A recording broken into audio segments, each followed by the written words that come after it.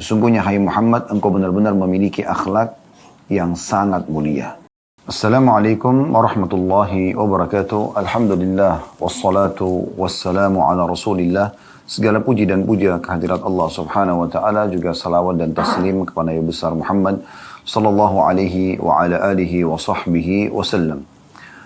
Baik, kesempatan ini insyaAllah kita akan membahas tentang akhlak Rasulullah sallallahu alaihi wasallam. Bermula dari surah Al-Qalam ayat 4, di mana Allah Azza wa Jalla telah memuji nabinya Muhammad sallallahu alaihi wasallam dengan firman-Nya, wa innaka la'ala khuluqin azim. Sesungguhnya hai Muhammad, engkau benar-benar memiliki akhlak yang sangat mulia. Jadi pujian Allah subhanahu wa ta'ala ini sebagai pencipta seluruh makhluk kepada Nabi Muhammad SAW bukan hal yang main-main, tapi ini sesuatu yang sangat luar biasa. Ya, dimana memang ini pasti karena adanya karakter dan sifat yang sangat mulia dari baginda Nabi SAW. Dan Allah subhanahu wa ta'ala juga menyebutkan dalam surah Al-Ahzab, penjelasan tentang agar seluruh orang beriman menjadikan Nabi SAW sebagai suri tauladannya. Dalam firman-Nya Allah menyebutkan, laqad kana lakum fi rasulillahi uswatun hasanatun liman kana yarjullaha wal yawmal akhir wa dzakarallaha katsira. Sesungguhnya pada diri Rasulullah Muhammad sallallahu alaihi wasallam ada suri tauladan, ada suri tauladan. Maksudnya dicontohi, diikuti, diciplak hidupnya. Bagi orang-orang yang berharap bertemu dengan Allah, berharap juga mendapatkan balasan nanti di hari kiamat, serta banyak berzikir kepada Allah dengan zikir yang banyak, Jadi, kita bisa melihat bagaimana dari ayat Al-Quran pujian Allah subhanahu wa ta'ala kepada nabinya Muhammad sallallahu alaihi wasallam tentang masalah akhlak Nabi ini, tentang akhlak Nabi ini. Dan juga bagaimana Nabi sallallahu alaihi wasallam menyebutkan dalam hadis yang masyhur, beliau mengatakan innama bu'ithtu liutammima makarimal akhlak. Jadi memang aku ini diutus khusus untuk menyempurnakan akhlak-akhlak yang mulia, akhlak-akhlak yang mulia. Jadi memang Nabi SAW adalah figur yang sangat pantas untuk dicontohi dalam masalah karakter dan juga yang kata bahasa agama kita adalah akhlaknya. Dan ini teman-teman sekalian adalah yang akan menjadi inti bahasan kita pada kesempatan ini. Bagaimana akhlak Nabi SAW. Sebelum banyak menyebutkan sabda-sabda Nabi SAW berhubungan dengan masalah akhlak ini, kita juga bisa melihat realita di lapangan. Nabi SAW adalah figur seorang suami yang sangat baik, sangat santun, sangat ramah, pemaaf, lembut. Semua itu ada pada diri beliau. Dan beliau sendiri mengatakan, sesungguhnya orang yang paling sempurna akhlaknya di antara kalian adalah sesungguhnya yang paling sempurna imannya adalah orang yang paling baik akhlaknya. Dan orang yang paling baik akhlaknya adalah yang paling baik pada istrinya. Yang paling baik pada istrinya. Maka ini menandakan bahwasanya Nabi SAW menjelaskan kalau ada relevansi antara keimanan dengan akhlak. Akmalu mu'minin imanan ahsanum khuluqa. Orang mukmin yang paling sempurna imannya, level tertinggi adalah orang yang paling baik akhlaknya. Wa khiyarukum li ahli. Dan tolok ukur baiknya akhlak itu justru bagaimana baiknya seseorang pada istrinya. Dan Nabi SAW mengatakan, wa ana khiyarukum li ahli. Dan aku adalah orang yang paling baik pada istrinya. Jadi beliau itu figur suami yang selalu saja dirindukan oleh para istri. Dan juga diharapkan oleh banyak wanita untuk menjadi suami. Karena memang figuritas yang luar biasa gitu. Hampir semua istri-istri Nabi sangat bangga menjadi pasangan beliau. Gitu. Bahkan pada saat turun ayat Al-Quran tentang pemilihan apakah para ummahatil mu'minin akan memilih urusan dunia, nafkahnya diberikan lebih seperti yang mereka minta, dan urusan dunia juga diberikan lebih kepada mereka, atau mereka memilih Nabi SAW, maka mereka mengatakan kami akan memilih Rasulullah SAW. Bahkan Aisyah mengatakan radhiyallahu anha pada saat Nabi SAW sampaikan pilihan Allah itu, Beliau mengatakan, ya Rasulullah, apakah masih ada pilihan untuk memilih anda atau harta dunia ini? Tentu aku akan memilih anda. Dan juga Aisyah pernah ditanya tentang akhlak Nabi SAW, karena di luar rumah Nabi SAW sudah terkenal dengan akhlaknya yang mulia.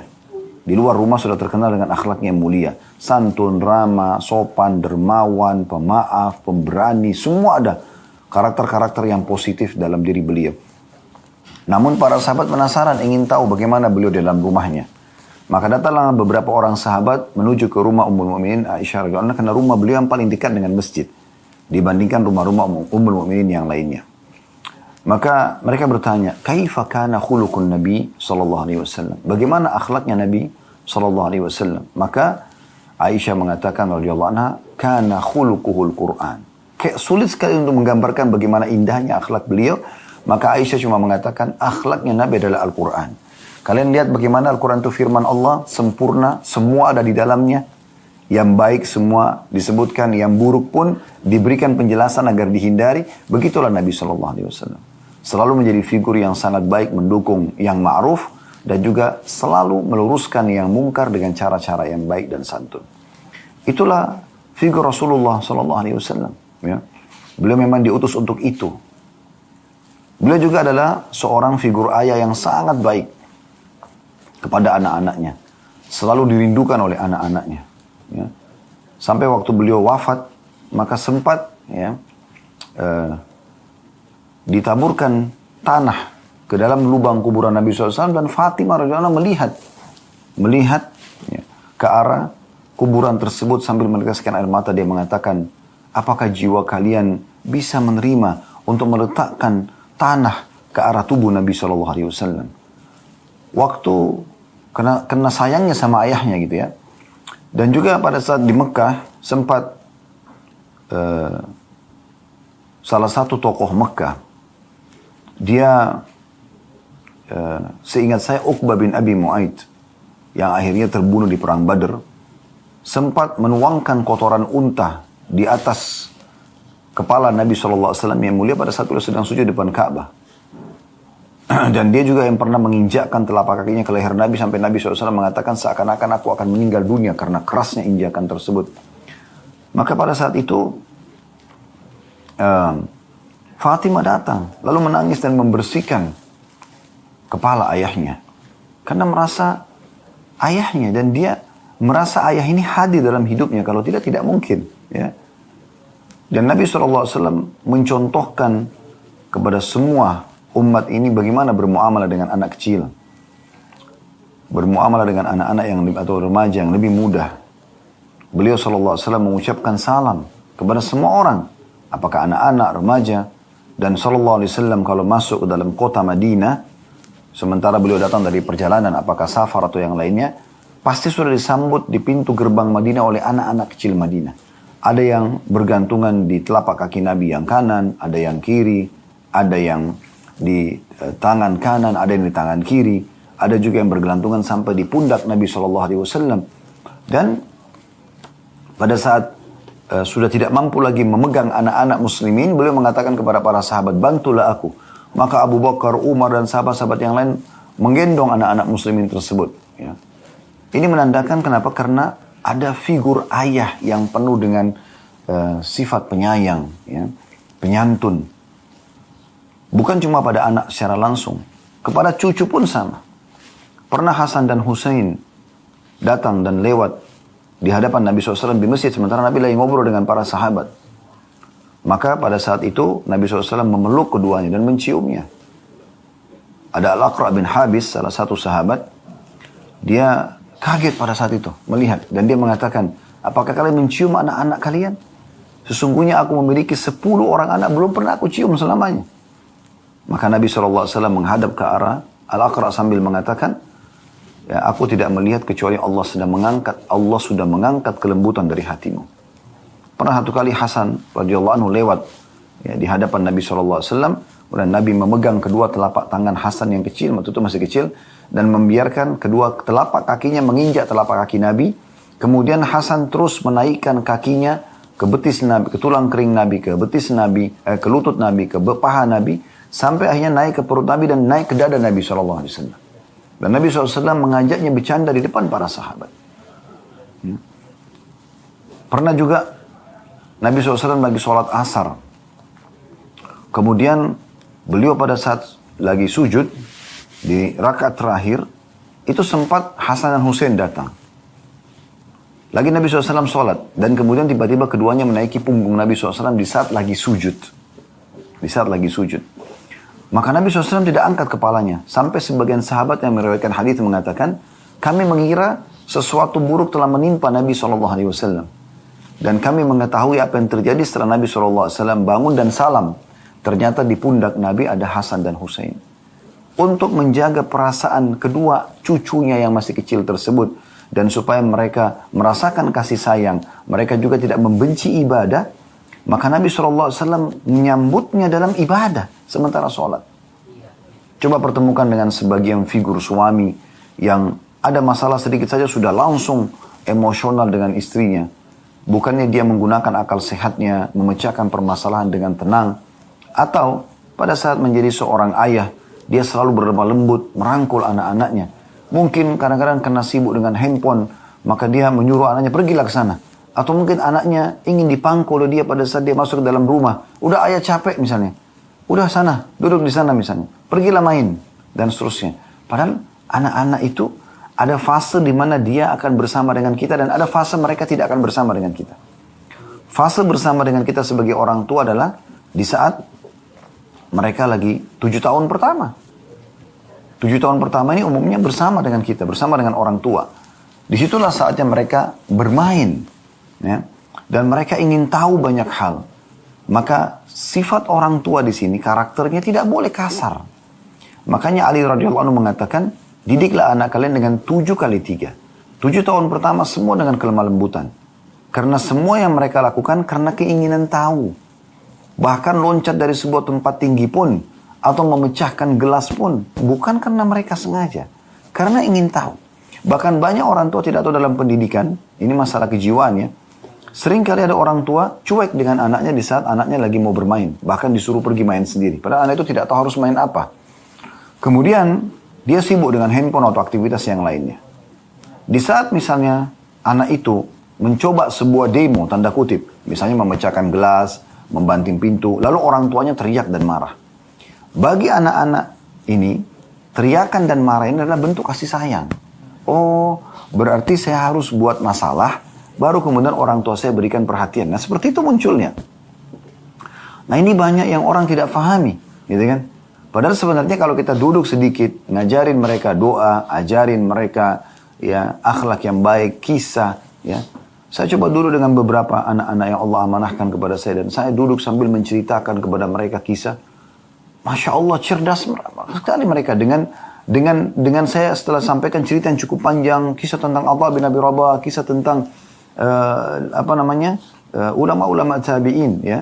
Waktu itu saya kisahkan tentang Urwah bin Zubair dan ada juga kisah-kisah sahabat yang kadang-kadang saya sampaikan. Sering kali saya lakukan setelah saya menyampaikan kisah tersebut, walaupun panjang saya katakan coba ulangi. Maka mereka berlomba ulangin. Lalu saya mengatakan pelajaran apa yang bisa diambil? Kejujuran, dermawan, segala macam. Dan itu dengan 1 kali saja saya menyampaikan. Begitu luar biasanya. Bayangkan kalau Anda membiarkan ini. Anda membiarkan. Pokoknya ya biarin dia main sendiri. Biarin dia tonton handphonenya. Dia mau lihat apa saya terserah. Yang penting saya tidak diganggu pada saat makan. Saya tidak diganggu pada saat lagi chattingan sama teman. Saya tidak diganggu pada saat lagi nonton ini dan itu. Ini keliru. Karena kalau kapan mereka terpandu kepada hal yang negatif, maka akan jadi negatif. Kecanduan main game, kecanduan yang tidak baik ya. Sebagian game mungkin ada saja yang ada edukasinya, pendidikan gitu. Karena saya pernah juga bukain anak saya game untuk dokter gigi misalnya. Dan mereka jadi tahu, oh dokter ini. Ya ternyata dengan itu juga mereka jadi berani pada saat saya tes ke dokter gigi. Mereka jadi tidak takut lagi. Itu masih positif. Tapi banyak kan yang negatif ya. Banyak negatif yang terlihat aurat dan segala macam gitu kan. Yang kurang baik. Maka itu ya tentunya dihindari. Tapi ini contoh, dia biarkan anaknya. Nanti pada saat anaknya sudah kecanduan dengan hal yang negatif, baru dia marah lagi. Selalu larinya ke marah. Lalu bagaimana caranya mendidik anak kita kalau selalu yang ada adalah emosional? Nabi SAW memberikan contoh kelemah lembutan. Ya. Kemudian juga beliau pernah sholat, lalu anaknya Zainab radhiyallahu anha menitipkan cucu Nabi, Umamah. Maka Nabi SAW bawa. Padahal lagi mau sholat. Biasanya mungkin kita mengatakan, ya, saya mau sholat, apa tidak tahu saya mau sholat ya, ke masjid. Masa bawa anak kecil? Nabi SAW menggendong. Sampai Imam Bukhari menghususkan bab khusus bolehnya menggendong anak dalam sholat.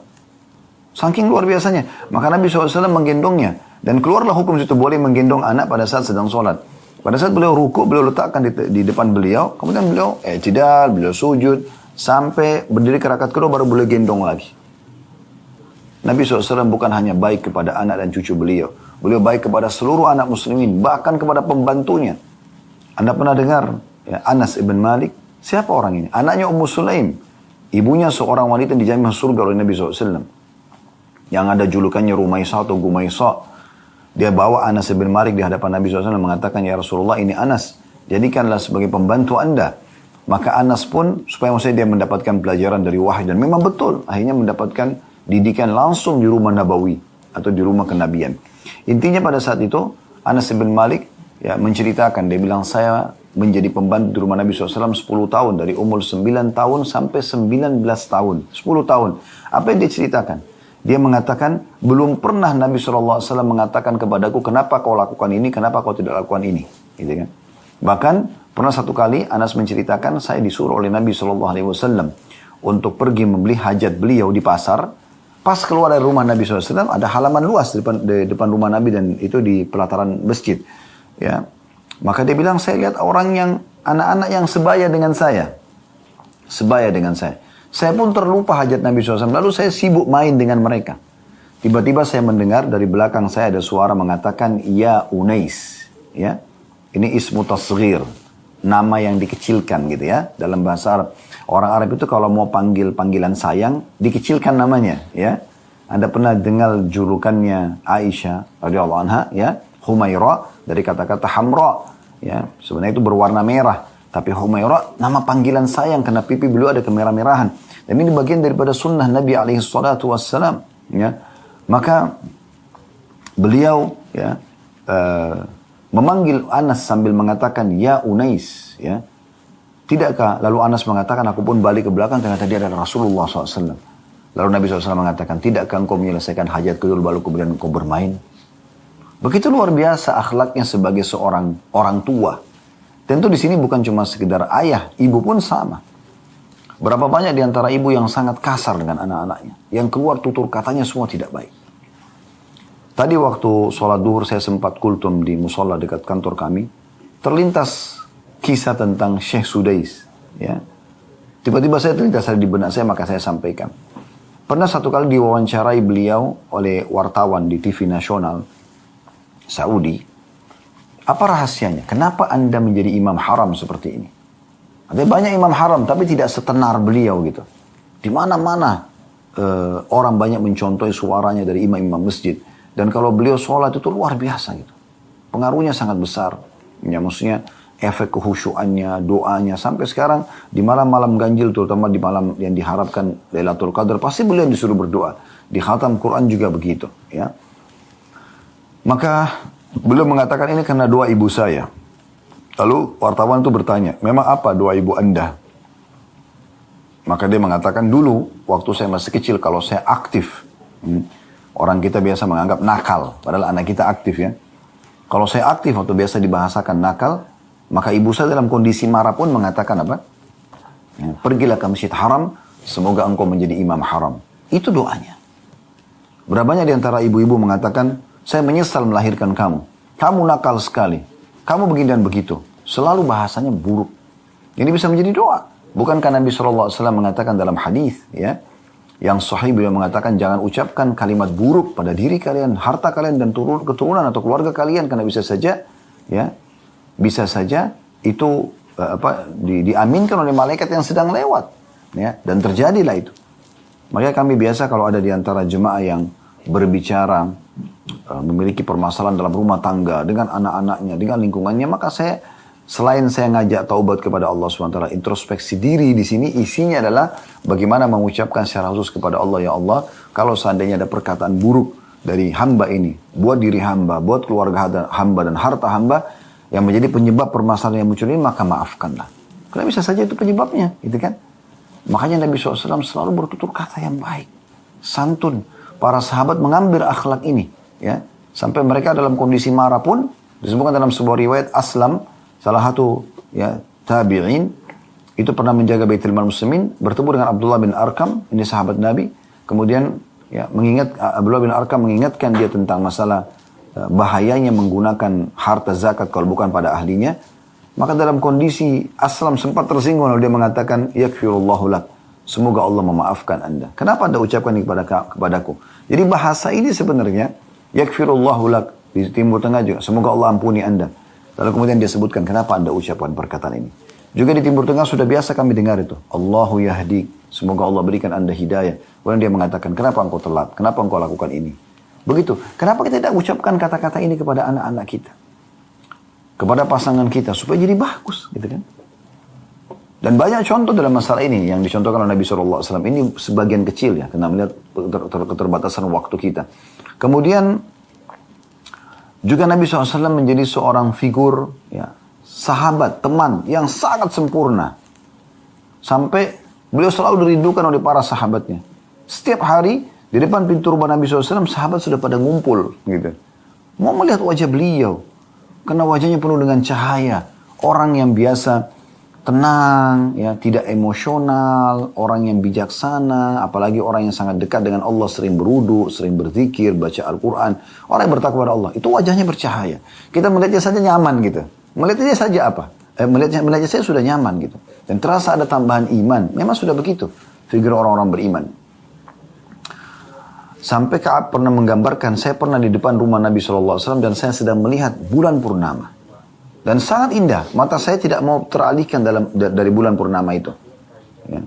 Kemudian saya melihat ke arah pintu rumah Nabi, kebetulan pintu rumah Nabi pas dibuka dan Nabi lagi keluar. Waktu itu menggunakan jubah berwarna merah dan baru habis mandi, rambutnya disisir rapi SAW.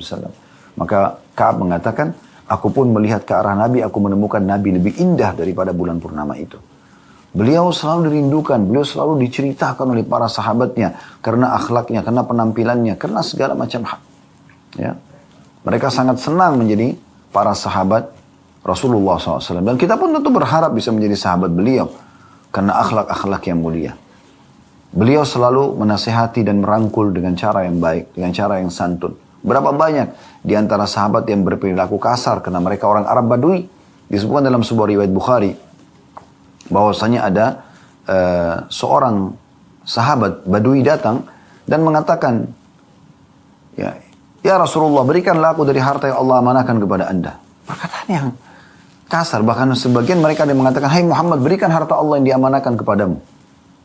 Sebenarnya orang ini terbiasa dengan pola seperti ini. Mungkin dia pun kalau minta makan sama istrinya, mana makanannya, berikan kepada saya. Nah, gitu. Jadi seperti itu. Nah. Tapi subhanallah, ya, Nabi SAW tidak seperti itu. Ya. Beliau tidak marah-marah. Ya. Beliau sangat santun, sangat baik gitu. Ya. Akhirnya beliau mengatakan, baiklah, ambillah ini. Nabi SAW berikan. Setelah Nabi berikan, Nabi SAW masih bertanya di depan para sahabat, cukupkah? Orang itu dengan santainya mengatakan, belum. Sebenarnya, sebagian ulama hadis menanggapi orang Badui ini bukan kasar sebenarnya. Tapi bawaannya sudah begitu. Pribadinya mungkin karena tidak pernah dibentuk, tidak pernah diberikan masukan tentang akhlak yang mulia. Sehingga memang muamalahnya seperti itu. Ada orang bawaannya memang karena lingkungan, karena keluarga yang membentuk dia. Menjadi seperti figur yang keras ataupun kasar. Maka Nabi SAW mengatakan, baiklah. Silakan ikut ke rumah saya akan berikan kepada anda. Maka Nabi SAW mengajak orang itu ke rumah. Lalu Nabi SAW berikan. Sampai orang itu waktu Nabi SAW tanya, sudah cukup? Dia mengatakan, sudah cukup. Jazakallahu khairan. Perhatikan, orang ini mengatakan kalimat tersebut. Apa yang Nabi SAW lakukan? Sebagai bentuk akhlak beliau. Sebagai seorang sahabat yang baik. Beliau ambil positifnya, beliau tinggalkan semua negatifnya. Beliau mengatakan, kalimat kau ini sangat bagus yang kau ucapkan. Ketahuilah, di masjid tadi, waktu kamu pertama datang, kata-kata yang kau ucapkan mungkin sudah menyinggung perasaan sebagian sahabatku. Bisa nggak? Saya ajak kamu sekarang ke masjid, lalu kamu ucapkan kalimat ini lagi. Kamu katakan jazakallah khair karena sudah cukup pemberian. Supaya mereka tidak tidak salah sangka dengan kamu. Maka dia mengatakan baiklah. Maka Nabi SAW ajak lalu mengatakan, sesungguhnya di depan para sahabat, Orang ini tadi datang dan punya hajat. Dia menyampaikan hajat dan kami berikan kepada dia. Kemudian dia masih kurang, kami ajak ke rumah kami. Lalu kami berikan. Dan setelah kami berikan ternyata sudah cukup buat dia. Bukankah begitu saudaraku? Iya. Lalu bagaimana? Dia mengatakan jazakallahu khairan. Kata Nabi SAW, lihat. Dia mengucapkan perkataan positif ini. Ya. Jadi jangan pernah ada yang marah dengan saudaranya ini. Dan orang itu pergi. Lihat bagaimana Nabi SAW menjadi seorang sahabat yang luar biasa. Gitu kan? Beliau kalau berada di tengah-tengah sahabat, selalu duduk, tersenyum, berbaur dengan mereka. Tidak ada eksklusif. Berbaur dengan mereka, mendengarkan keluhan mereka, memberikan masukan kepada mereka, menerima hadiah yang mereka berikan. Jadi Nabi SAW figur yang luar biasa gitu. Ya. Sampai disebutkan dalam beberapa riwayat, ya, sebagian sahabat menggambarkan, kami belum pernah menemukan tangan lebih lembut daripada tangan Nabi SAW. Bahkan tangan beliau digambarkan lebih lembut daripada sutra. Karena orang yang punya figur, karakter yang lembut itu berpengaruh pada kelembutan tubuhnya. Lihat nggak orang kalau biasa emosional, berkerut sana sini, ya, karena sering marah, ya. Tapi kalau orang yang tidak emosional, kita temukan walaupun umurnya mungkin sudah mencapai umur senja, umur yang sudah pertengahan ke atas lah, 30 tahun, 40 tahun, 50 tahun ke atas, mungkin sudah, ya, orang yang tidak emosional tidak akan berkerut, ya, ataupun ada sedikit mungkin karena faktor umur. Tapi kalau orang yang emosional mungkin 20, 25 tahun, 30 tahun sudah kita lihat semuanya. Rambutnya sudah ubanan, berkerut sana sini. Itu karena emosi yang tidak bisa terkontrol. Makanya pernah ada sahabat yang datang dan mengatakan, ya Rasulullah, ausini, wahai Rasulullah, berikan aku wasiat. Apa maknanya? Supaya aku ini berinteraksi sama manusia. Oke, ya. Juga di penilaian Tuhanku juga oke, bagus gitu. Aku tidak ada masalah. Itu ausini, berikan aku wasiat. Supaya aku ini bahagia dunia akhirat. Berjalan semuanya nyaman saja. Kata Nabi SAW satu nasihat. La taghdab, jangan kau emosional. Apalagi ya Rasulullah? La taghdab. Apalagi ya Rasulullah? La taghdab. 3 kali. Dalam riwayatnya Nabi SAW mengatakan, La taghdab, walakal jannah. Jangan kau emosional, kau pasti akan dapat balasan surga. Dan beliau mengatakan dalam hadis Bukhari yang lain, Laisa sur'atu bil ghadab. Bukan keperkasaan, kejantanan, kedewasaan dini daripada emosional seseorang. Walakin sur'atu man malaka nafsu indal ghadab. Tapi kedewasaan, kebijaksanaan justru keperkasaan dinilai pada saat orang bisa mengontrol emosinya di saat dia sedang marah. Begitu Nabi SAW contohkan dan gambarkan. Gitu kan? Beliau figur orang yang sangat pemberani. Disebutkan dalam sebuah riwayat bahwasanya pernah terjadi gemuruh, suara gemuruh di kota Madinah. Jadi saking ributnya kota Madinah pada saat itu, gemuruh, sahabat sudah tahu ini kayaknya ada penyerang ini yang mau masuk ke Madinah. Maka mereka kumpul di depan masjid Nabi SAW, depan rumah Nabi SAW, dengan tujuan ingin tunggu instruksi. Lama kemudian suara itu sudah hilang, nggak ada lagi suara gemuruh tersebut. Dan dari kejauhan mereka lihat ada satu orang penunggang kuda sedang jalan, kena gelap ya. Dia membawa obor, gitu kan, obor di tangan kanan dan pedang di tangan kirinya. Sambil jalan, begitu mendekat, karena makin jelas ada obor dekat di tangan kanannya, maka terlihatlah wajah Nabi SAW.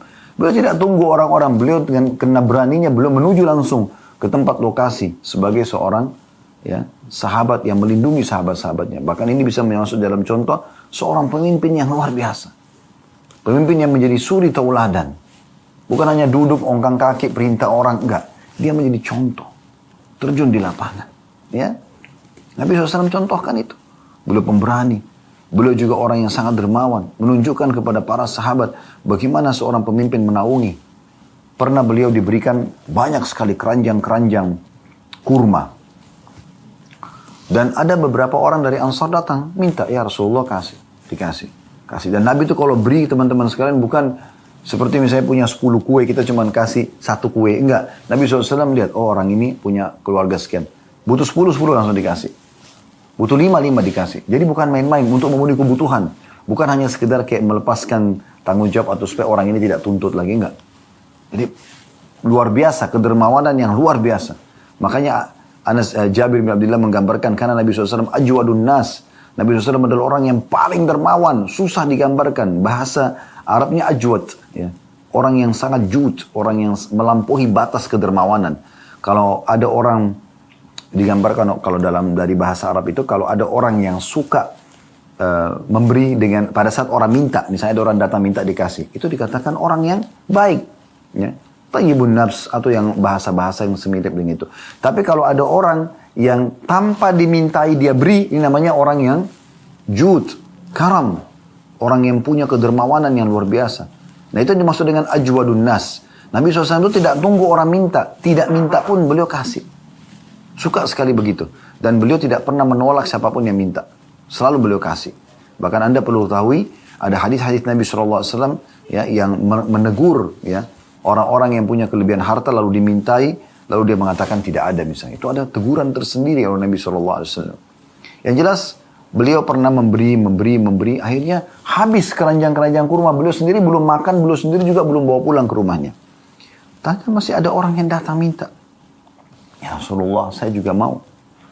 Sudah habis. Nabi SAW tidak mengatakan, oh sudah habis. Enggak kau lihat sudah habis? Enggak. Atau saya sudah tidak punya. Beliau diam saja. Lalu Umar bin Khattab, yang merupakan sahabat beliau dan juga mertua beliau radhiyallahu anhu, di sebelah Nabi mengatakan, ya Rasulullah, Allah tidak bebankan Anda di atas kemampuan Anda. Artinya sudah, Anda sudah bagi tadi. Ini sekarang orang minta sudah enggak ada. Nabi SAW tetap diam. Ali bin Abi Thalib, di sebelah Umar, yang merupakan sahabat beliau juga, sepupu beliau, sekaligus anak mantu beliau dan mertuanya Umar. Karena di akhir hidupnya Umar bin Khattab, beliau menikah dengan Ummu Kalthum binti Ali. Ya. Dan ini untuk menjelaskan tambahan informasi saja, kalau para sahabat itu saling dekat satu sama yang lain. Ya. Di mana orang Syiah membenci Umar bin Khattab, memuliakan Ali. Padahal sebenarnya mereka saling memuliakan satu sama yang lain. Maka Ali bin Abi Thalib mengorek kantongnya dan menemukan ada 3 dirham uang. Lalu beliau mengatakan, ya Rasulullah, ini masih ada sedikit harta saya. Berikan kepada siapapun yang Anda inginkan. Maka Nabi SAW senyum. Beliau langsung kasih kepada orang yang minta. Lalu beliau mengatakan kalimat yang mulia. Bihadza umirtu. Beginilah aku diperintahkan. Memang begitu. Seorang pemimpin yang selalu ingin menaungi, selalu ingin memberi sifat kedermawanan yang luar biasa. Baik sebagai individual ataupun sebagai pemimpin. Ya. Dan beliau pernah menyebut sebuah hadis yang mulia, dan ini diangkat oleh Imam Az-Zahabi rahimahullah dalam kitab Al-Kabair beliau, tentang bahayanya bukhul, pelit, lawannya dermawan, gitu kan? Pernah satu kali beberapa orang Ansar datang lalu mengatakan waktu ditanya oleh Nabi SAW, siapa pemimpin suku kalian? Kebetulan pemimpin suku mereka baru wafat. Maka kata mereka, Fulan bin Fulan, disebutkan namanya. Kemudian kata Nabi SAW, bagaimana dia? Mereka mengatakan dia tampan, punya wibawa, hanya saja dia bakhil. Dia perhitungan, pelit. Ya. Maka kata Nabi SAW, penyakit jiwa apa yang lebih berat daripada pelit itu? Sampai dengan adanya perkataan Nabi SAW yang tegas ini, dan juga beberapa dari Al-Quran dan juga hadis Nabi SAW sudah kami panjang lebar bahas di masalah bukhul ya, tentang kebakhil.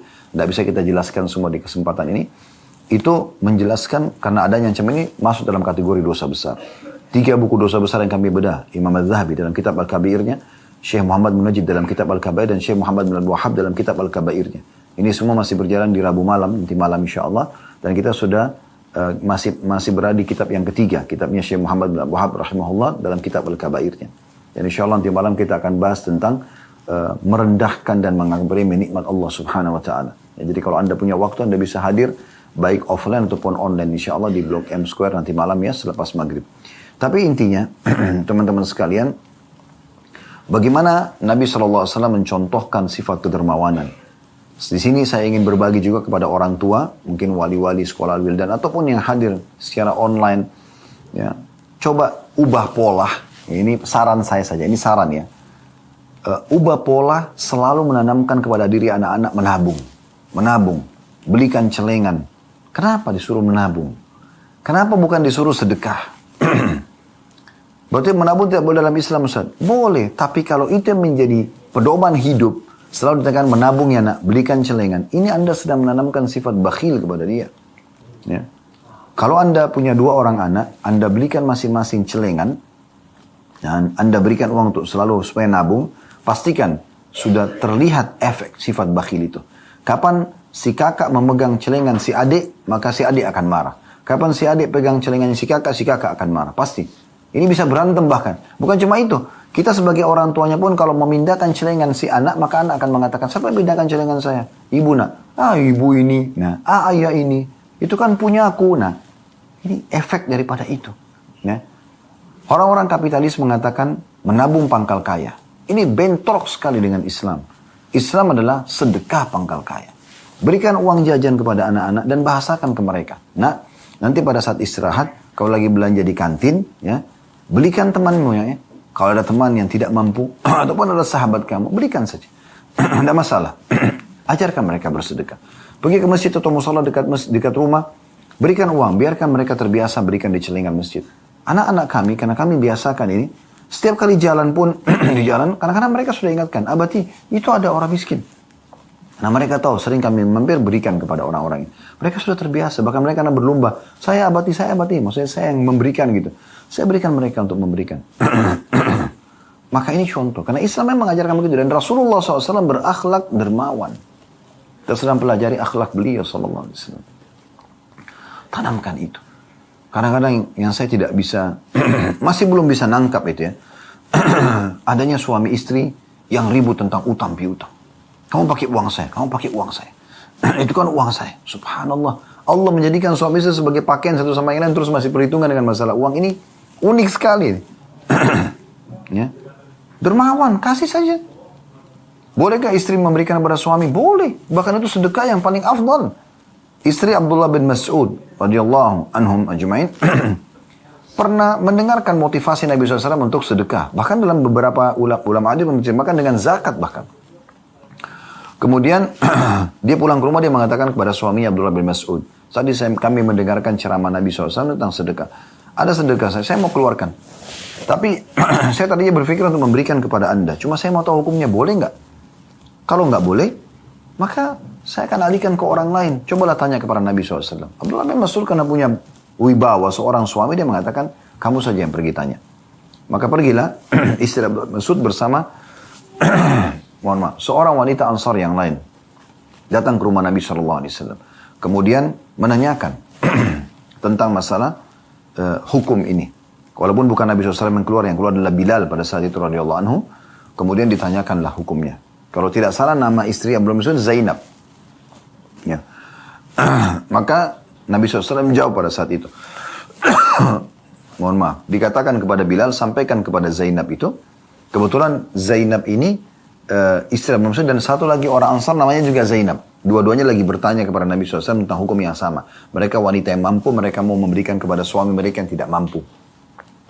Maka kata Nabi SAW beritahukan kepada mereka berdua, bahwasanya kalau mereka lakukan itu, mereka akan mendapatkan dua pahala. Pahala sedekah dan pahala silaturahimnya. Begitu juga dengan suami.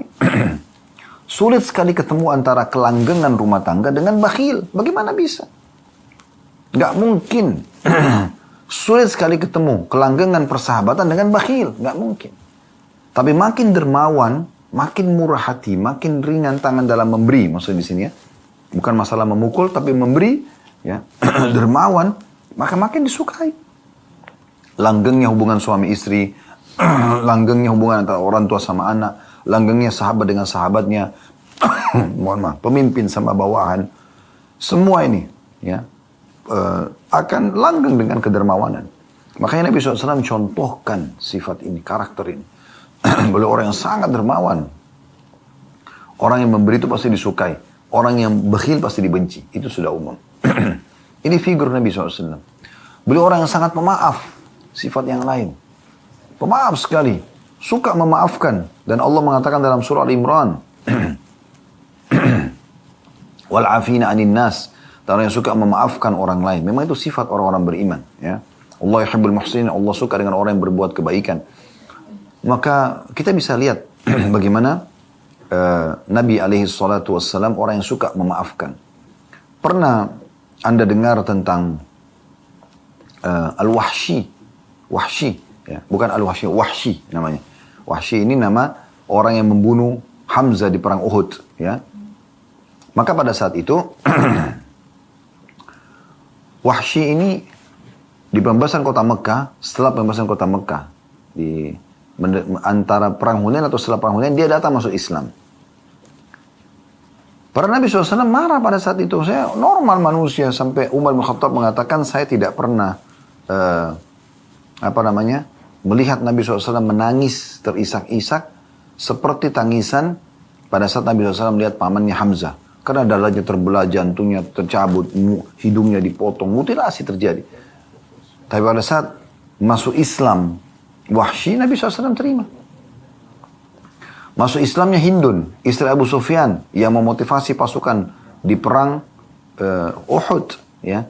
Dia juga yang menyuruh Wahsy untuk membelah dadanya Hamzah atau mutilasi. Bahkan salah satu dari 10 orang yang Nabi bolehkan untuk dibunuh pada saat menembus kota Mekah, membebaskan kota Mekah, di antaranya Wahsy dan Hindun ini.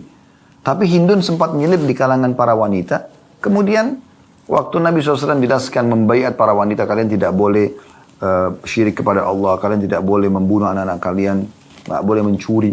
Sampai pada penjelasan, kalian tidak boleh berzina. Waktu itu di Mekah, yang berzina hanya wanita budak saja. Budak wanita, tidak orang wanita bebas tidak mungkin berzina. Mereka menjaga kemuliaan diri mereka gitu. Maka sempat Hindun bilang di belakang saf wanita, ya Rasulullah, apakah wanita bebas berzina? Nabi SAW bilang, Hindun, ini orang yang dihalalkan darahnya untuk bisa dibunuh di masa kota Mekah. Karena dia yang memotivasi orang Mekah untuk berperang gitu. Maka tiba-tiba Hindun mengatakan, Asyhadu an la ilaha illallah wa anna Muhammad Rasulullah. Syahadat. Apa yang terjadi? Apakah Nabi SAW marah dengan Hindun? Pura-pura kau masuk Islam. Enggak. Senyum menyambut keislaman itu. Bagi Nabi SAW karena punya sifat pemaaf, lebih penting hidayah sampai kepada orang daripada emosional saya. Gitu. Jadi kalau orang datang minta maaf, berarti dia jelas orang ini mau memperbaiki keadaannya. Ya sudah. Terima saja, selesai. Dan kita akan dapat pahala di sisi Allah Subhanahu wa Ta'ala. Gitu kan? Daripada kita dendam-dendaman, karena dalam kamus setiap muslim tidak ada dendam. Ya. Tidak ada putus asa. Gitu. Tidak ada emosional, semuanya harus kebaikan-kebaikan. Memang sudah begitu ajaran Nabi alaihi salatu wassalam, gitu kan? Beliau sangat pemaaf, luar biasa gitu. Pernah ada seorang Yahudi masuk Islam gara-gara sifat maafnya Nabi SAW. Dia sengaja memancing emosi Nabi karena menagih utang kepada Nabi SAW. Karena Nabi SAW bilang belum jatuh tempo, tapi dia paksakan, dia harus minta. Maka Nabi SAW suruh Umar memberikan pada saat itu di hadapan ada Umar, suruh berikan hutang Nabi SAW, maka dibayarlah. Lalu kemudian orang itu syahadat. Dia mengatakan, saya telah menemukan seluruh sifat kenabian pada diri Muhammad, kecuali satu yang belum saya buktikan. Ghalaba hilmuhu ghadabuh. Sifat kasih sayang dan pemaafnya mengalahkan emosinya. Dan saya sudah temukan sekarang. Maka dia syahadat gara-gara itu. Jadi begitulah figur Nabi alaihi salatu wassalam. Beliau sallallahu alaihi wasallam juga sangat baik. Bahkan kepada musuh-musuhnya. Bahkan kepada musuh-musuhnya. Ya. Beliau tahu kapan beliau harus tegas dan kapan beliau harus bisa menghadapi musuh itu dengan akhlak-akhlak yang mulia. Banyak sekali yang tadinya orang-orang membenci Nabi SAW, tentu membenci mereka tanpa sebab. Hanya karena isu yang tersebar kalau Nabi Muhammad SAW adalah seorang penyihir, orang yang jahat dan seterusnya. Seperti Thumamah bin Busar radhiyallahu anhu, ya. Kepala suku Hanif ya, atau Hanifah yang ada di Mekah atau di sekitar Mekah, bukan di Mekahnya ya. Mereka inilah yang mensuplai makanan-makanan pokok masyarakat Mekah gitu. Satu waktu dia tertawan oleh Muhammad bin Maslamah radhiyallahu anhu dalam salah satu peperangan ya. Kemudian pada saat ditawan, Nabi SAW keliling melihat tawanan, lalu beliau heran melihat ada Thumamah. Lalu beliau berkata kepada Muhammad bin Maslamah dan teman-temannya yang lain, bagaimana? Apakah kalian tahu siapa yang kalian tawan ini? Mereka mengatakan, tidak ya Rasulullah. Kami cuma temukan di jalan, kami pikir dia adalah salah satu musuh tadinya, maka kami tawan. Kata Nabi SAW, ini adalah Thumamah bin Gusal. Dia adalah pemimpin suku Hanifah, ya, yang ada di sekitar Mekah yang mensuplai di sana, yang mensuplai ya makanan di Mekah. Maka berbuat baiklah pada dia dan juga tawanan yang lainnya. Maka dia pun sempat ditawan, diikat di sekitar masjid dan dia mendengarkan bacaan-bacaan ayat Al-Quran karena dalam bahasa Arab dan dia faham dan melihat bagaimana akhlaknya Nabi SAW, saling tegur sapa, senyum, mereka saling berbagi. Lalu Nabi SAW sering bertanya kepada dia sambil mengatakan, Nabi SAW datang ke Thumamah lalu mengatakan, bagaimana pendapatmu? Dia mengatakan, wahai Muhammad, engkau ya mengetahui kalau seandainya engkau berbuat baik, maksudnya padaku, maka kau berbuat baik pada orang yang tepat, ya, dan orang yang tahu membalas budi. Tapi kalau engkau berbuat kejam, ya, maka engkau juga sudah tahu di belakangku ada banyak orang, maksudnya banyak kekuatan gitu. Maka Nabi SAW menawarkan dia Islam, dia masih menolak. Hari pertama, hari kedua, hari ketiga. Setelah 3 hari berlalu, dan Nabi SAW selalu mengatakan begitu, kalau orang ini mengatakan, kalau engkau memaafkan orang yang tahu berterima kasih.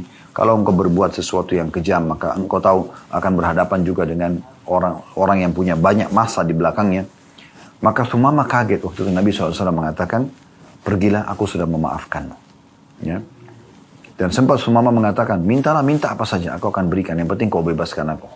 Tapi Sumama kaget, karena selama ini mereka tahu tawanan itu cuma 2 keadaannya. Ditebus dengan tebusan yang sangat mahal, apalagi kayak dia kepala suku, atau dibunuh, dihukum mati. Maka Nabi SAW tidak ganggu dia, bahkan selama 3 hari itu ditawan, diberikan makan yang cukup dan segala macam. Kemudian juga ya dia dimaafkan oleh Nabi SAW. Maka Thumama pun keluar dari kota Madinah, kemudian sempat mandi lalu masuk lalu syahadat. Setelah syahadat yang mengatakan, ya Rasulullah, dulu adalah anda figur orang yang paling aku benci, sekarang anda adalah orang yang paling aku cintai. Dulu kota anda ini, negeri anda negeri yang paling aku benci, sekarang negeri anda negeri yang paling aku cintai ya Rasulullah. Perintahkan aku apa saja. Maka Nabi SAW mengatakan, lanjutkanlah perjalanan umrahmu. Tadinya Thumama ini mau umrah gitu. Pergi lanjutkan umrahmu dan lakukan apa yang kau bisa lakukan. Maka dia pun pergi ke Mekah, disambut oleh orang-orang Mekah, karena ini pemimpin suku Hanif ini yang mensuplai makanan pokok orang-orang Mekah gitu. Maka pada saat tawaf, dia mengucapkan talbiyah dan dia menghapus talbiyah syirik. Ya, talbiyah yang umum dari zaman Nabi Ibrahim SAW dan dilanjutkan di zaman Nabi Muhammad SAW. Labbaik Allahumma labbaik, labbaik la syarika laka labbaik, innal hamda wa ni'mata laka wal mulk la syarika lak. Tapi orang-orang Quraisy menambah, illa syarikan huwa lak tamliku wa ma malak. Ada tambahan kesyirikannya. Kecuali sekutu. Ya, terjemah labbaik Allahumma labbaik, ya Allah aku jawab panggilanmu dengan santun. Labbaik la syarika laka labbaik, aku jawab panggilanmu dengan santun, tidak ada sekutu bersamamu. Innal hamda, segala puji-pujian, wa ni'mata, dan nikmat, innal hamda wa ni'mata laka wal mulk, milikmu lah, dan juga seluruh kerajaan, la syarika lak, tidak ada sekutu bersamamu. Maka pada saat itu orang-orang Quraisy menambahkan, illa syarikan huwalak, kecuali sekutu yang engkau miliki, tamliku ma malak, ya, engkau pemiliknya dan apapun yang dia miliki juga milikmu. Bahasa ini seakan-akan Allah itu punya sekutu. Maka Thumama menghapus itu. Maka mereka heran. Karena mereka tahu yang tidak membacanya adalah muslimin. Mereka mengatakan, apakah engkau setelah meninggalkan agama nenek moyang wahai Thumama? Meninggalkan agama nenek moyang wahai Thumama? Kata Thumama, tidak. Tapi aku sudah mengucapkan asyhadu an la ilaha illallah wa anna Muhammad Rasulullah. Tokoh-tokoh Quraisy langsung menawan Thumama pada saat itu. Maka Thumama menginstruksikan kepada anggota sukunya untuk memboikot semua makanan pokok yang masuk ke Mekah. Kepada saat itu terjadi pemboikotan besar-besaran. Sampai dalam 3 hari tidak ada suplai makanan masuk ke Mekah. Maka akhirnya ya mereka minta maaf kepada Thumama. Thumama mengatakan, ya Thumama, pakai tha ya, Thumama mengatakan, saya tidak akan memaafkan kalian sampai Rasulullah SAW memaafkan. Maka mereka pun terpaksa mengirim surat permohonan maaf kepada Nabi SAW. Setelah Nabi maafkan, barulah Thumama melepas pemboikotan tersebut. Tapi musuh-musuh pun bisa masuk Islam seperti ini. Anda pernah dengar kisah tentang Urwah bin Mas'ud radhiyallahu anhu yang masuk Islam di perang Khandaq. Dia keluar dari Mekah dengan pakaian perangnya. Tapi akhirnya Allah tanamkan keimanan dan masuk Islam. Karena melihat kelembutan Nabi SAW. Dalam peperangan pun beliau tidak emosional. Ya. Tidak ada dalam Islam memutilasi musuh. Ya. Kalaupun membunuh, kata Nabi SAW, bunuh dengan cara yang baik. Ditusuk mati, selesai. Gitu. Ya, kalau dia minta ditawan. Tidak ada pembunuhan. Dia akhirnya masuk Islam. Dan dialah yang membuat pasukan Ahzab akhirnya jadi bubar. Ya. Dengan izin Allah Subhanahu Wa Taala, di malam akan ditiupkannya angin yang kencang pada saat itu. Jadi banyak sekali contoh-contoh. Dan kita kalau ingin mengorek akhlak Nabi SAW, luar biasa luasnya. Gitu kan? Namun saya ingin melengkapkan bahasan kita dengan beberapa hadis-hadis Nabi SAW yang memang yang memang beliau menjadikan motivasi untuk kaum muslimin. Ya. Seperti misalnya hadis yang masyhur, ya, diriwayatkan oleh Tirmidzi. Dan ini disahihkan oleh para ulama hadis. Ya. Hadis Abu Darda radhiyallahu anhu di mana Nabi SAW bersabda, "Ma syai'un athqalu fi mizanil mu'mini yaumal qiyamati min khuluqi hasan. Wa inna Allah la yabghadu al-fahish al-badi." Artinya, tidak ada sesuatu yang lebih berat dalam timbangan seorang mukmin di hari kiamat nanti. Yang paling berat justru akhlak-akhlak yang mulia. Dan sungguh Allah sangat membenci orang yang suka berkata keji dan juga ya berkata kotor dan keji dan bersikap kotor ataupun keji. Dan ini Nabi SAW menjelaskan sangat jelas. Pilihannya hanya memiliki akhlak yang baik atau ya memiliki akhlak yang buruk. Akhlak yang baik Allah puji, Allah senang, Allah ridho dengan itu, dan akhlak yang buruk Allah benci. Di antaranya adalah sikap dan perkataan yang buruk. Dan kita ambil pelajaran dari hadits Abu Darda radhiyallahu anhu bagaimana akhlak santun, dermawan, pemaaf, ya. Ini semuanya dan rangkaian-rangkaian teman-temannya ya, dari semua akhlak-akhlak yang baik, jujur, amanah, tanggung jawab, bakti sama orang tua, semua ini ya itu akan menjadi satu rangkaian pemberat di timbangan amal hari kiamat. Di dalam hadis yang lain juga masih dari Abu Darda radhiyallahu anhu, dan hadis ini masih riwayat Tirmidzi dan juga dinilai hasan. Kalau tadi hadis sahih, ini hadis hasan. Kata Nabi SAW, "Ma min syai'in yudha'u fil mizani athqalu min husnil khuluq." Tidak ada sesuatu yang akan diletakkan di timbangan amal seseorang pada hari kiamat yang lebih berat daripada akhlak. Wa inna sahiba husnil khuluqi la yablughu bihi darajata sahibis shaumi was shalah.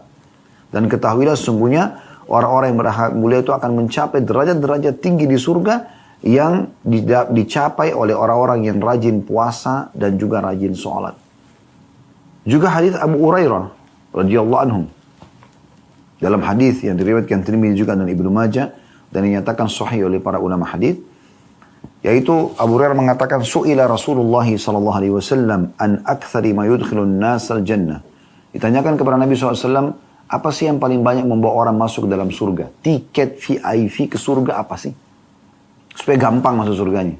Nabi SAW simpulkan dua. Faqala taqwallah wa husnul khuluq. Patuh kepada Allah, apa yang Allah perintahkan kerjakan, apa yang Allah larang jauhi, dan akhlak yang mulia. Itu partnernya. Artinya, kalau ada orang beriman tapi akhlaknya buruk, itu tidak ada kebaikan padanya. Atau dia akhlak baik tapi tidak beriman, juga tidak ada kebaikannya. Tidak dinilai di sisi Allah Subhanahu wa taala, ya. Ini nanti kita lanjutkan hadisnya, tapi saya kuatkan dengan hadis lain, riwayat Bukhari Muslim juga. Pernah ada seorang sahabat bertanya, "Ya Rasulullah, di Madinah dia ada seorang wanita yang tidak pernah ketinggalan puasa, di siang hari tidak pernah ketinggalan sholat malam. Tapi lisannya tajam kepada tetangganya. Buruk akhlaknya." Kata Nabi SAW, "La khaira fiha hiya finnar." Mohon maaf. Nggak ada kebaikan padanya, dia pasti masuk neraka. Lalu orang yang sama mengatakan, "Ya Rasulullah, di Madinah ada seorang wanita, justru ibadahnya biasa saja, tapi akhlaknya baik. Lisannya santun." Kata Nabi SAW, "Al khaira fiha wa hiya fil jannah." Kebaikan ada padanya dan dia pasti masuk surga. Coba bayangkan.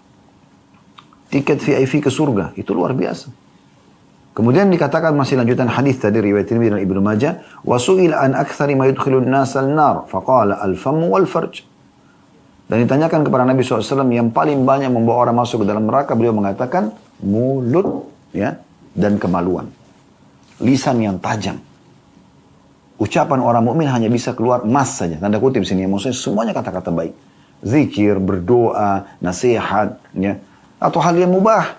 Misalnya nanya kabar orang, tunjukin jalan yang alamat orang. Dan tidak ada kata-kata buruk dari lisan seorang mukmin. Ya. Tidak ada kata-kata kasar yang keluar. Begitu juga kemaluannya tidak disalahgunakan. Tidak diletakkan pada ya, tempat yang salah. Ya. Maka itu adalah akhlak yang luar biasa. Ya, akhlak yang luar biasa gitu. Ya. Sehingga dia cuma meletakkan pada yang halal saja kemaluannya. Ya. Dan ini harus diperhatikan baik-baik oleh setiap mukmin tentunya. Dan kita kalau ingin bahas tentang hadis-hadis tentang masalah akhlak banyak sekali. Ya. Tapi saya rasa rangkaian tadi, contoh-contoh dari Rasulullah SAW di lapangan, ya, dan dipraktikkan oleh beliau dengan beberapa tadi hadis keutamaan akhlak ini, sudah cukup mewakili insya Allah. Baik teman-teman sekalian, baik teman-teman dari Al-Wildan dan juga yang lainnya. Mungkin sampai sini bahasannya, sudah pukul 14:09 kurang lebih. Semoga apa yang kita bahas hari ini bermanfaat dan insya Allah kita ketemu di kesempatan lain nanti. Subhanakallahumma bihamdika asyhadu an la ilaha illa anta astaghfiruka wa atubu ilaik. Wassalamualaikum warahmatullahi wabarakatuh.